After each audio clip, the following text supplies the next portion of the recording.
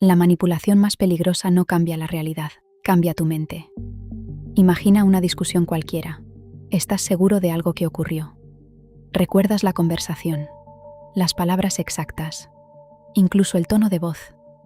Pero cuando intentas explicarlo, la otra persona te mira confundida y responde: «Eso nunca pasó». Insistes. Entonces llega una segunda respuesta: «Siempre haces esto. Recuerdas las cosas mal y luego me culpas a mí». Y por un momento, la discusión cambia de tema. Ya no se trata de lo que ocurrió. Ahora se trata de si tú eres capaz de saber lo que ocurrió. Hay formas de manipulación que no intentan convencerte de una mentira concreta.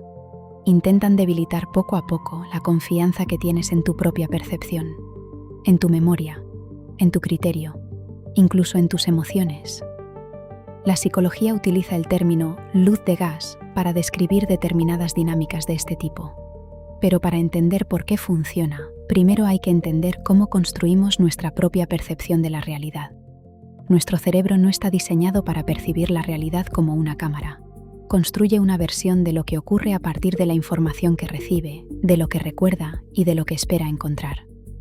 El término luz de gas procede de la obra de teatro Gaslight, escrita por Patrick Hamilton en 1938 y popularizada después por sus adaptaciones cinematográficas. La historia muestra a un hombre que altera pequeños elementos de la realidad de su esposa y después niega que hayan cambiado. Entre ellos están las luces de gas de la casa. Cuando ella nota que la iluminación parece diferente, él insiste en que todo sigue igual.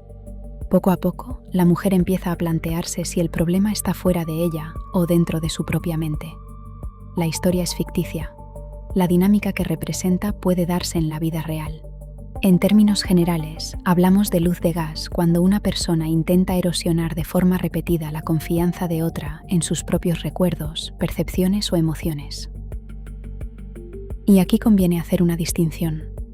Mentir no es lo mismo. Todos podemos mentir.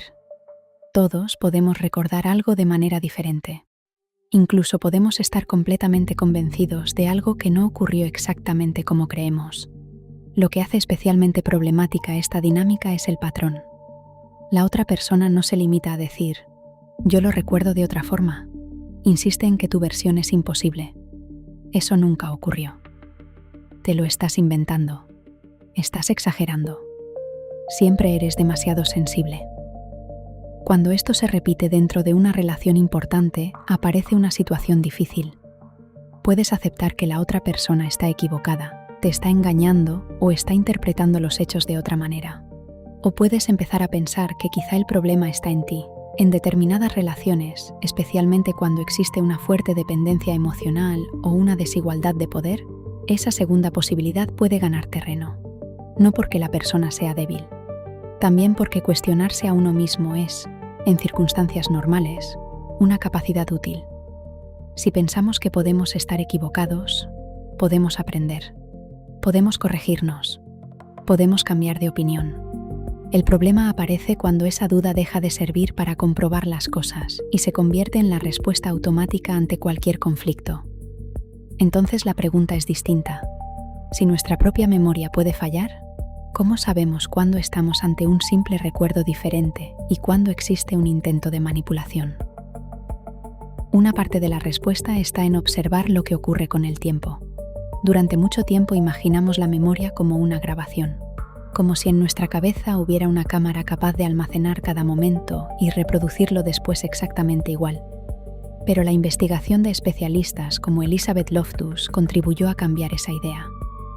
La memoria es reconstructiva. Cuando recordamos algo, no recuperamos una copia intacta del pasado. Reconstruimos el episodio a partir de la información que conservamos, del contexto y de otros elementos que pueden haber aparecido después. Podemos olvidar detalles, interpretar de otra manera una conversación, incorporar información nueva sin darnos cuenta. Y también podemos estar convencidos de un recuerdo que no ocurrió exactamente como pensamos. Loftus y otros investigadores han estudiado este fenómeno durante décadas. En uno de los experimentos más conocidos sobre falsos recuerdos, los participantes recibieron información sobre varios episodios de su infancia. 3 eran reales. 1 era inventado, haberse perdido en un centro comercial. Algunos participantes llegaron posteriormente a recordar elementos de ese episodio que nunca había ocurrido, incorporando en ocasiones detalles que no habían recibido inicialmente. No estaban necesariamente mintiendo. La investigación mostró que una sugerencia puede influir en lo que una persona recuerda y en la confianza que deposita en ese recuerdo. Y eso importa aquí, porque dos personas pueden recordar una misma conversación de manera diferente sin que ninguna de ellas esté intentando manipular a la otra. Una persona puede equivocarse, puede haber entendido algo de otra manera, puede recordar una frase distinta. Nada de eso, por sí solo, es luz de gas. La diferencia aparece cuando esa discrepancia se convierte en una forma habitual de interacción. Cuando, una y otra vez, una persona utiliza la duda sobre tu memoria para desacreditarte o para controlar la interpretación de lo ocurrido. No hace falta que empiece con una mentira enorme. Puede empezar con algo mucho más pequeño, una corrección, una explicación alternativa. Eso no fue así. Te lo estás tomando demasiado en serio. Después de suficientes conversaciones, aparece una pregunta que antes no necesitabas hacer. ¿Estoy exagerando? ¿Lo habré entendido mal? ¿Y si el problema soy yo? Cuestionarse puede ser útil. Vivir cuestionándose constantemente ya es otra cosa. Las personas que terminan atrapadas en estas dinámicas no tienen por qué ser ingenuas ni incapaces de pensar por sí mismas. Precisamente la capacidad de revisar las propias interpretaciones puede convertirse en un punto vulnerable cuando otra persona la explota de forma sistemática. Mientras una persona intenta averiguar sinceramente qué ocurrió, la otra puede acabar ocupando una posición diferente, la de quien decide qué versión de los hechos merece ser considerada válida. Y entonces el conflicto deja de consistir únicamente en saber qué ocurrió. Empieza a depender de quién tiene autoridad para decir qué ocurrió. Eso puede hacer que una persona necesite cada vez más la confirmación de la otra para interpretar situaciones que antes podía valorar por sí misma. En los últimos años, además, la expresión luz de gas se ha popularizado muchísimo.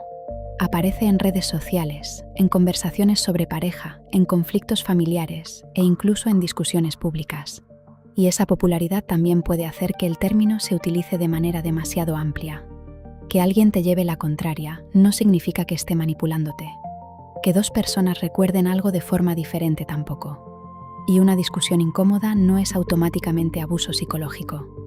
El concepto resulta más útil cuando hablamos de un patrón repetido en el que una persona intenta erosionar de forma sostenida la confianza de otra en su propia percepción o criterio. Además, no ocurre únicamente en las relaciones de pareja. En el trabajo puede aparecer así. Nadie más se ha quejado de esto. El problema lo tienes tú. Yo nunca dije eso en la reunión. Lo debes haber entendido mal. Una frase aislada puede ser simplemente un desacuerdo.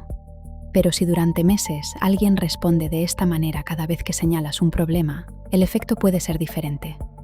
En una familia puede adoptar una forma todavía más sutil. Siempre fuiste el dramático de la casa. Eso lo recuerdas así porque exageras, como siempre. Cuando mensajes de este tipo se repiten durante años, pueden terminar influyendo en la forma en que una persona interpreta sus propias reacciones. Entre amigos también puede aparecer disfrazado de humor. Era solo una broma. No seas tan sensible. Una vez puede ser simplemente una broma desafortunada. El problema aparece cuando esa frase se convierte sistemáticamente en la respuesta cada vez que alguien expresa que algo le ha molestado. El contexto cambia. Lo importante es observar el patrón. ¿Se puede hablar de lo sucedido? ¿La otra persona acepta que quizá lo recuerde de otra manera? ¿Existe espacio para que ambos se corrijan? ¿O cada conversación termina haciendo que tú tengas que demostrar que tu percepción es válida? Ahí es donde una frase concreta empieza a importar menos que lo que sucede una y otra vez. Y si esa confianza ya se ha deteriorado, recuperarla no consiste necesariamente en ganar la siguiente discusión. De hecho, intentar demostrar constantemente que tienes razón puede mantenerte dentro de la misma dinámica. Puede ser más útil empezar a reconstruir una referencia propia. Hablar con personas de confianza que estén fuera de la situación. Separar, cuando sea posible, los hechos de las interpretaciones. Anotar determinados acontecimientos si necesitas recordar con precisión qué ocurrió. Y volver a prestar atención a tus propias emociones sin descartarlas automáticamente. Eso no significa asumir que siempre tienes razón. Significa aceptar que tu experiencia puede ser examinada sin tener que ser borrada. Porque nuestra identidad no está formada únicamente por lo que hacemos. También depende, en parte, de la historia que construimos sobre nosotros mismos. Lo que recordamos. Lo que creemos haber vivido. La interpretación que hacemos de nuestras propias experiencias. Y la confianza que tenemos en nuestra capacidad para entenderlas. Cuando una relación consigue deteriorar esa confianza, el efecto puede ir bastante más allá de una discusión concreta. La persona puede empezar a necesitar confirmación para cosas que antes podía valorar por sí misma. Puede dudar de una conversación que recuerda perfectamente, de una reacción que tuvo, de algo que vio, y puede empezar a preguntarse si realmente tiene derecho a confiar en su propia interpretación. Ahí es donde la dinámica puede cambiar de forma. Al principio, alguien te dice que no recuerdas bien. Después, eres tú quien empieza a preguntárselo antes de que nadie diga nada. La manipulación ya no necesita aparecer en cada conversación. La duda se ha convertido en parte de la conversación que mantienes contigo mismo. Y quizá por eso, la pregunta final no sea simplemente quién tiene razón. También puede ser esta. ¿Sigo siendo capaz de escuchar mi propia percepción, revisarla cuando sea necesario y al mismo tiempo confiar en ella cuando alguien intenta convencerme de que nunca fue válida?